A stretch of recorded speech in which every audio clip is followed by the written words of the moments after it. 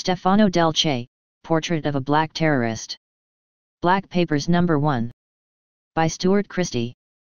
First published in Britain in 1984 by Anarchy Magazine and Refract Publications. Introduction. The career of Stefano Del Che spans 2 continents and 2 decades. The history of Del Che is the history of Nazism in our world today. Through it we see neo-fascist terrorist organizations in their true role, agents of an inner, oligarchic power sphere which sets itself above all law and morality. On August 2, 1980, a bomb hidden in a suitcase exploded at Bologna railway station in Italy, claiming the lives of 85 innocent people and injuring over 200.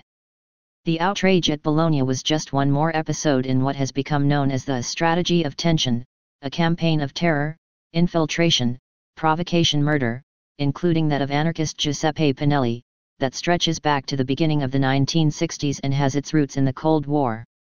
But what exactly are the aims of this seemingly senseless campaign, and who are the people behind it? Of the 5 people named as suspects by the Italian judge investigating the outrage at Bologna, one stands out from all the rest: Stefano Del Che. Master organizer of neo-fascist terror, or someone who has been deliberately set up as such by other more shadowy figures, the name of Del Che is inextricably linked with just about every major right-wing scandal and terrorist outrage to have rocked Italy during the past 2 decades.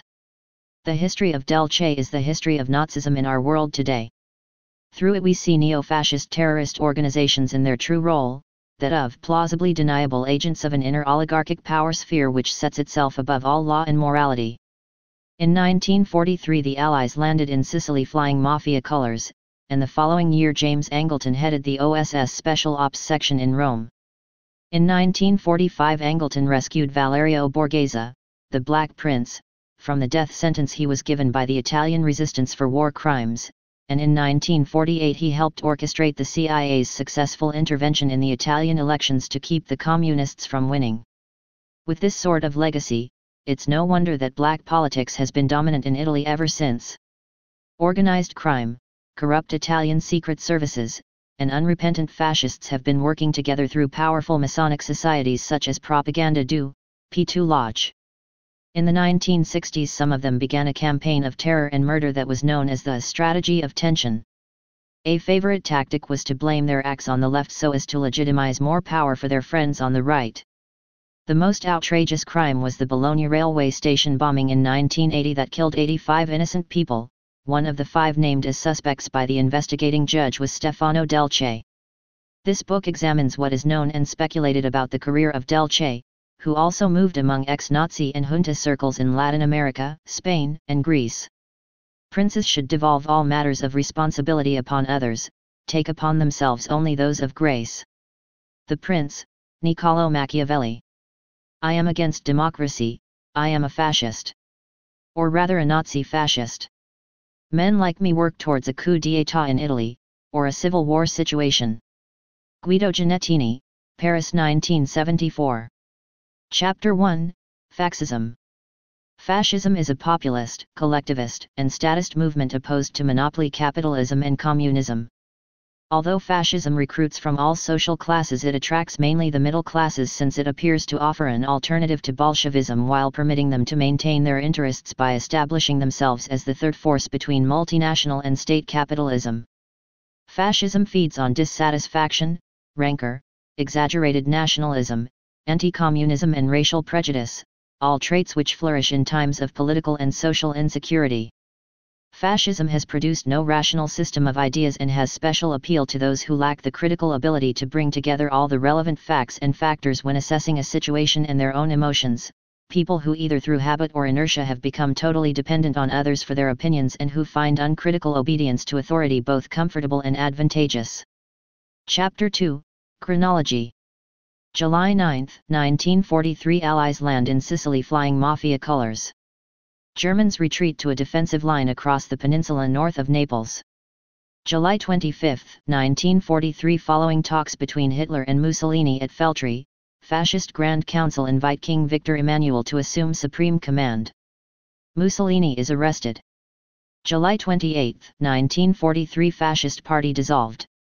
12 September 1943 Otto Skorzeny frees Mussolini who assumes leadership of the Repubblica Sociale Italiana, Salo Republic. June 4, 1944 Allies occupy Rome. Command of U.S. Office of Strategic Services, OSS, the forerunner of the CIA, passes to Colonel Clifton T. Carter, an admirer of Marshal Pietro Badoglio, former Italian Army Chief of Staff who had led the assault on defenseless Ethiopia. Carter's executive officer is Major James H. Angleton, an expatriate businessman who owns a subsidiary of the National Cash Register Company in Milan. Carter sends his executive officer's son, James Jesus Angleton, who had studied in Italy prior to the war and had close right-wing and neo-fascist connections, to Rome to head the Special Operations Section of the OSS. From the moment he arrives in Rome, Angleton re-establishes close contact with fascist and right-wing organizations and clandestine anti-communist movements from whose ranks he recruits his special operations personnel. Angleton becomes the key American figure controlling all right-wing and neo-fascist political and paramilitary groups in Italy in the post-war period. As in Germany, U.S. Secret Service involvement with and commitment to the far right during this period facilitates the rebirth of neo-fascism and the extreme right as the dominant force within Italian politics.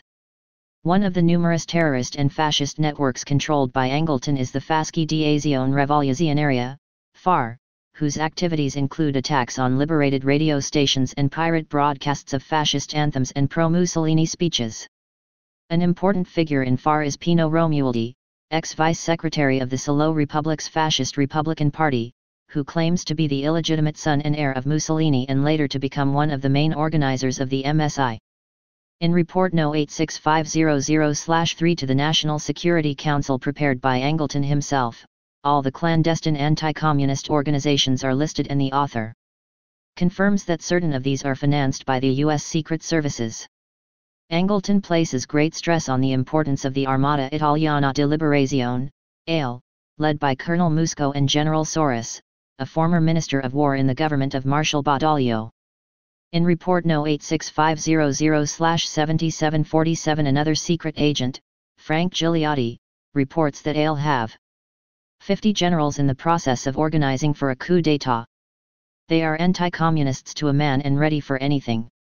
December 8, 1944 British and American military sign a secret accord in Rome which proposes Allied financial aid and arms shipments to the anti-communist partisans of the NLE, Committee for National Liberation of Upper Italy, in return for an agreement to obey all Allied directives to concentrate on safeguarding northern industrial plants from the Germans and to stage a rapid disarmament after liberation. The main British figure in the negotiations with the anti-communist partisans during this period is the mysterious John McCaffrey * of the Special Intelligence Service, MI6, who operated under the cover of assistant press attaché at the British legation in Bern. Footnote. John McCaffrey died in February 1981. Before his death he made out an affidavit stating that he had plotted with Michel Sindona in an attempt to overthrow the Italian government. McCaffrey was not the only MI6 agent involved in the web of conspiracies under examination in the present work. Edward Philip Cicluna, an MI6 officer of Maltese extraction, was present during at least 2 secret planning meetings of the group of conspirators centered around ex-partisan leader Edgardo Sogno on May 30 and September 27, 1970. Cicluna, a colleague of McCaffrey, had been Sogno's case officer during the war and after the liberation was one of the officers in charge of the trade union section of the Allied military administration. Sogno, Cicluna, and McCaffrey had kept in contact after the war and Cicluna, at least, was party to various anti-trade union provocations in Italy. Coincidentally, Manlio Brogio, the Secretary-General of NATO, resigned from his post in June 1971 to take up the leadership of the right wing of the Liberal Party with Edgardo Sogno. Both men received substantial financial support from Italian industrialists such as Fiat, Assolombardo etc. Sogno's plot was eventually uncovered in August 1974 when a warrant was issued for his arrest on charges of involvement in a planned coup d'état. End footnote. Both McCaffrey and Edge Leslie of MI6, also based in Bern, worked closely with Alan Dulles of the OSS, CIA, in spite of official Whitehall opposition to the latter's close and questionable involvement with the self-seeking conspiracy of a cabal of disenchanted Prussian generals. December 27, 1944 journalist Guglielmo Giannini founds L'Uomo Qualunque, The Common Man, an extreme right-wing populist paper directed at the reactionary middle classes, fascist sympathizers, monarchists, and solo Republicans. March 21, 1945 report from the Confidential Affairs section of the Interior Ministry of the Solo Republic to Mussolini concerning the establishment of espionage and operational centers. To this end, the political section of the National Republican Guard has set up a special organism which is already functional and whose potential will be increased. For the moment, that section comprises a ranking officer of the political service, 16 couriers/observers, 18 liaison agents within the borders of the RSI, and some 43 liaison agents in occupied Italy. Each of these persons is living under an assumed identity such that they arouse no suspicion. The second part of the document provides evidence of close links between the Italian fascists and the Roman Catholic Church. The same document advises OVRI agents, Mussolini's secret police, to infiltrate the Communist Party and the National Liberation Committee and gives assurance that some of their people are already working at penetrating these in suitable fashion. April 25, 1945 Admiral Ellery Stone, U.S. proconsul in occupied Italy, instructs James Angleton to rescue Prince Valerio Borghese from the possibility of arrest by the resistance committees which had sentenced him to death for war crimes. Stone is a close friend of the Borghese family, and the Black Prince, as he was known, was considered a wartime hero for the exploits of his frogmen and miniature submarines against Allied shipping. April 29, 1945 James Jesus Angleton, together with Captain Carlo Riccio of Italian Naval Intelligence, collect Prince Borghese from his hiding place in a Milan apartment block, dress him in the uniform of a U.S. officer and escort him to Rome. August 8, 1945 Alcide de Gasperi becomes Italian Prime Minister following Christian Democrat successes at National Assembly elections and a popular referendum. With the exception of de Gasperi and a small minority who were involved with the resistance, the bulk of the membership of the DC is either fascist or fascist sympathizers. September 1, 1945 Admiral Biancheri signs secret ministerial note urging the military command to recognize extenuating circumstances following the collapse of the Solo Republic, to all the military of the Solo Republic who had given proof of anti-Solo behavior and that they are to be retained in the service and employed for anti-communist propaganda and propaganda in favor of the monarchy. Another circular from police and military commands invites subordinates not to employ in the special services and forces of public order those servicemen and agents who have their origin in the partisans and the resistance. September 20, 1945 U.S. President Harry S. Truman issues an executive order disbanding the Office of Strategic Services, saying he wants no part of a peacetime Gestapo. The Strategic Services Unit and Office of Policy Coordination are set up to preside over the dissolution of the OSS. Philip Horton remained in France, Richard Helms in Germany, Alfred Ulmer in Austria, Albert Seitz in the Balkans, James Kellis in China and James Angleton in Italy. June 18, 1946 Proclamation of Italian Republic. Togliatti, Communist Minister of Justice, proclaims a general amnesty for all political offenders with the exception of those found guilty of particularly heinous outrages. Most of those responsible for the most brutal outrages are set free. By the end of 1946, as in Germany, most senior fascist politicians and military security figures are returned to positions of power as a result of pressure brought to bear by the Allies, who see them as the only organized and trustworthy bulwark against Bolshevism. December 26, 1946 Arturo Michelini, a former vice-chairman of the Fascist Federation of Rome, calls a meeting at his Rome apartment to lay the foundations for the neo-fascist Italian social movement, MSI. March 1948 report from the U.S. National Security Council on the run-up to the Italian legislative elections in April confirms the U.S. promise to help out the clandestine anti-communist movements with financial and military assistance. This assistance was detailed in a memo signed by Colonel J. Willems entitled, "The Importance of Recognizing the Revolutionary Anti-Communist Forces." It stresses the strategic and political significance of Italy and the fact that its internal security is an essential factor in the struggle against the Comintern. Italy is the gateway to the center and east of Europe. She also affords control of the Balkans, the Adriatic and the Ionian Sea. It further specified that the Italian army afford no serious guarantee against Tito's armies, or against the well-organized and well-armed communist Fifth Column in Western Europe and in Italy herself. This weakness makes it necessary that all forces anti-communist in sentiment should be taken into consideration. Document number 740454. CIA involved in operation to prevent communist victory in Italian elections. February 10, 1948. Following overwhelming victory of right wing in the elections, there is a rapid acceleration in the process of purging socialist and pro-resistance elements in the administration. Document dated February 10 from U.S. Embassy in Rome to State Department in Washington explains formation of a new police corps specializing in anti-communist activities. This special service under Interior Minister Mario Scelba with U.S. advisors is recruited largely from OVRA veterans. New Special Police Corps is inspired by success of a similar venture in France, to combat the threat of communism. France has organized small but efficient police cells outside the normal police structures, but under the supervision of the Sûreté Nationale.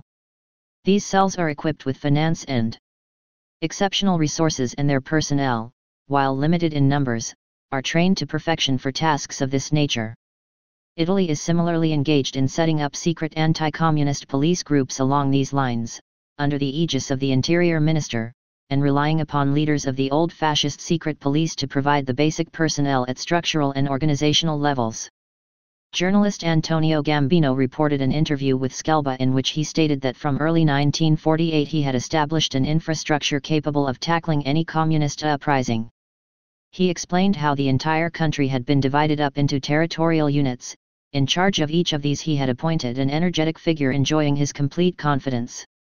July 1948. Between July 1948 and the end of 1953, the anti-anarchist and communist repression cost 62 lives, 48 of them members of the CP, 3,126 injured and 92,169 arrests, 73,870 of them party members. Many of these were people sentenced after the liberation for acts of resistance which were represented as ordinary crimes. One of these was the anarchist Pedrini Belgrado, who was tried summarily in the early post-war months for anti-fascist activities and was still in prison over 30 years later. With the assistance of U.S. Secret Service agents Peter M. Bertie, Daniel Lee McCarthy, Dr. Arthur Gilbert Trudeau under James Angleton, the MSI begins a massive program of expansion. By the end of 1948 the MSI claims to have 1,874 branches throughout Italy and control 34 weekly magazines.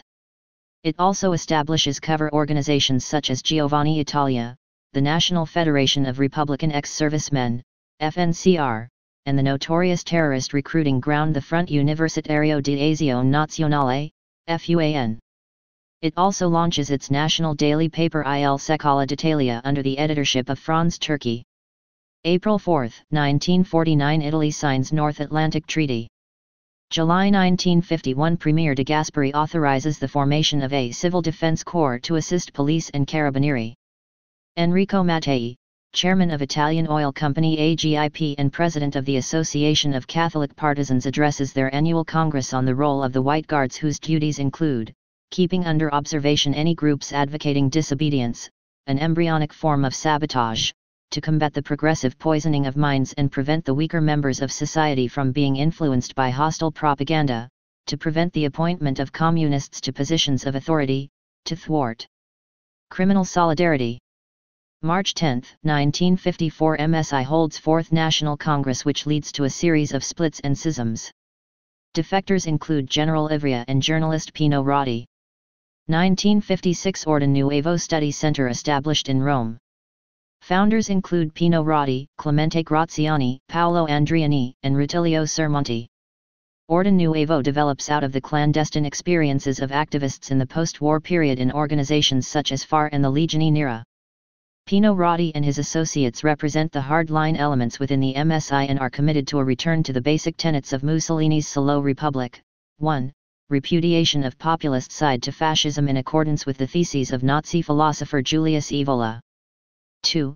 The creation of a united Europe as a response to US and Soviet imperialism and as a response to, on the one hand, petty conservative 1930s type nationalism and, on the other hand, to the MSI's pro-NATO and pro-American line. 3.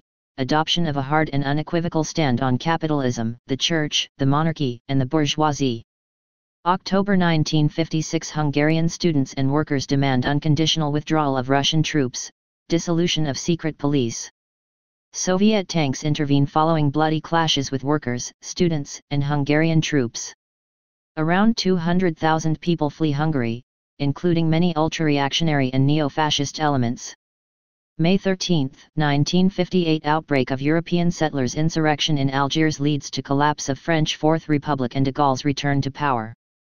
Rise to prominence of ultra-right-wing Roman Catholic organization, Cite Catholique, particularly strong among the officers of the 5th Bureau of the General Staff, psychological warfare. January 21, 1960 Barricades Week. European settlers, with passive complicity of French army units, raise barricades in Algiers and defy the government for 1 week. 1960 Barricades Trial. 19 settler activists are indicted for an attempt on the security of the state during Barricades Week, 16 go on trial before a military court in Paris, 3, including the father of the OAS, Pierre Laguillard, escaped to Spain. 1960 Fascist and anti-Semitic slogans are painted on walls of Jewish buildings, Socialist Party offices in Milan and Turin, etc. Police raid Milan HQ of the New European Order, arresting 20 members. Police also raid the offices of the Revolutionary Action Group. Among the 5 arrested is leader Stefano Delce. The thaw in international politics and the easing of the Cold War from the mid-50s onward had taken much of the steam out of neo-fascist activism, but this policy of reformism in the opening months of 1960, which led to the opening of the center-left, caused alarm and concern among all the more reactionary elements of Italian conservatism. In the Christian Democrat Party, the right wing and the Solbian center at once tried to avert this danger.